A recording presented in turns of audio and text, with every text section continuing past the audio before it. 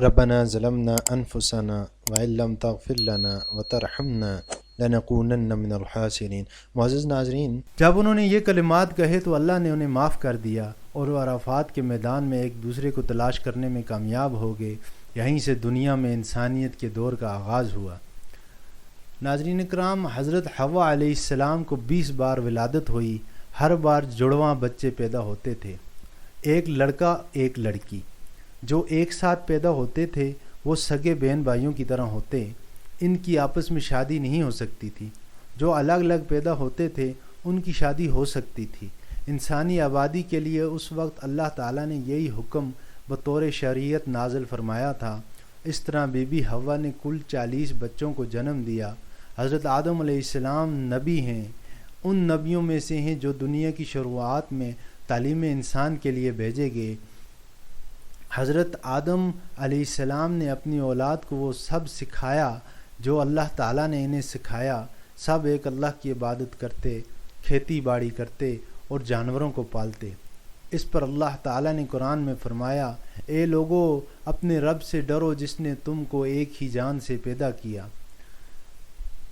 حضرت آدم علیہ السلام کے بیٹوں میں سے 2 بیٹے قابیل اور حابیل بھی ہوئے۔ قابیل کے ساتھ جو بیٹی پیدا ہوئی تھی وہ زیادہ خوبصورت تھی، جبکہ حابیل کے ساتھ جو بیٹی پیدا ہوئی تھی وہ کم خوبصورت تھی۔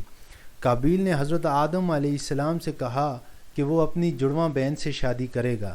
حضرت آدم علیہ السلام نے اپنی شریعت کے مطابق منع کر دیا کیونکہ اللہ نے اس کی اجازت نہیں دی تھی۔ قابیل اپنے برتاؤ میں بہت سخت تھا، وہ کھیتی باڑی کرتا تھا۔ آج بھی دیکھیں کھیتی باڑی کرنے والوں کے مزاج سخت ہوتے ہیں، جبکہ حابیل بہت نرم مزاج تھے، وہ بکریاں چراتے تھے۔ بکری عاجز جانور ہے اور اس کے ساتھ رہنے سے انسان کے اندر عاجزی پیدا ہوتی ہے۔ یہی وجہ ہے کہ ہر نبی نے بکریاں چرائی ہیں۔ بہرحال قابیل ڈٹ گیا۔ حضرت آدم علیہ السلام نے اشارہ خداوندی سے فیصلہ فرمایا کہ تم دونوں اپنی قربانی اللہ کے سامنے پیش کرو۔ جس کی قربانی اللہ تعالیٰ قبول کریں گے وہ اپنے موقف میں صحیح ہوگا۔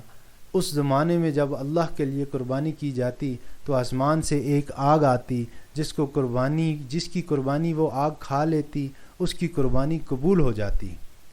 حابیل نیک اور مخلص انسان تھے، انہوں نے اپنے غلے کے سب سے اچھے جانور کو قربانی کے لیے پیش کیا، جبکہ قابیل نے سب سے گھٹیا نذرانہ دیا۔ آگ آئی اور حابیل کی قربانی کو کھا لیا۔ حابیل کی جیت ہوئی اور قابیل کو شکست۔ فیصلہ ہو گیا کہ حابیل متقی اور نیک انسان ہیں اور وہ اپنے موقف میں درست ہیں۔ قابیل کو حسد ہونے لگا، بجائے نیکی اور تقوی کا راستہ اختیار کرنے کے وہ شیطان کے جال میں پھنستا چلا گیا۔ اسے حابیل پر بہت غصہ آنے لگا۔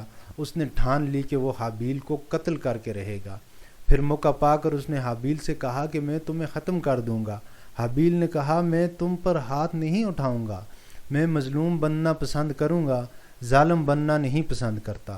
قابیل نے حابیل کے سر پر بڑا سا پتھر مارا جو ان کی موت کا سبب بنا۔ یہ زمین پر پہلا انسانی قتل بھی تھا اور پہلی موت بھی تھی۔ قابیل نے قتل کا جرم کر لیا، لیکن اس کو سمجھ نہیں آ رہی تھی کہ حابیل کی لاش کا کیا کرے، کیونکہ ابھی تک کسی کی موت نہیں ہوئی تھی۔ وہ اسی شش و پنج میں تھا کہ اللہ تعالیٰ نے ایک کوے کے ذریعے اسے مردہ دفنانے کا طریقہ سمجھایا۔ ایک کوہ اپنے ساتھی کو زمین میں گڑھا کھود کر دفنا رہا تھا۔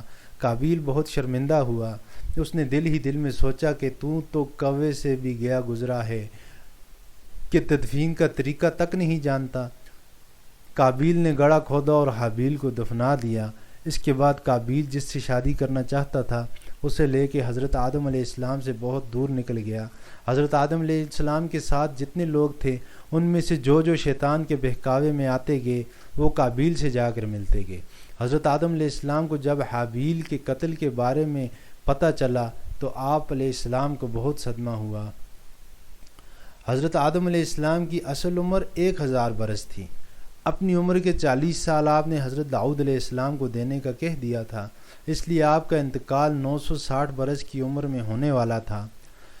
جب حضرت آدم علیہ السلام 960 سال کے ہو گئے تو بچوں سے کہا مجھے جنت کے پھل کھانے کی خواہش ہو رہی ہے۔ سارے بچے ادھر ادھر پھیل گئے پھل ڈھونڈنے کے لیے۔ راستے میں ان کو موت کے فرشتے ملے جو انسانی شکل میں تھے۔ انہوں نے کہا کہ واپس جاؤ، حضرت آدم علیہ السلام کی موت کا وقت قریب ہے۔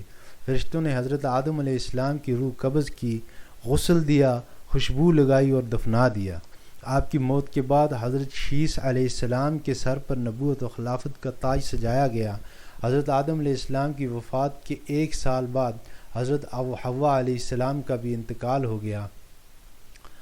ایک روایت کے مطابق اللہ تعالیٰ نے حضرت آدم علیہ السلام کو کعبہ بنانے کا حکم دیا اور جبرائیل علیہ السلام نے انہیں مناسک ادا کرنے کے طریقے بتائے۔ جبل ابو قبیس کے دامن میں مغارۃ الکنوز خزانوں کے غار میں آپ کی تدفین ہوئی۔ بعض نے لکھا ہے کہ آپ کی قبر مبارک سعودی عرب میں مسجد حیف کے سین میں ہے۔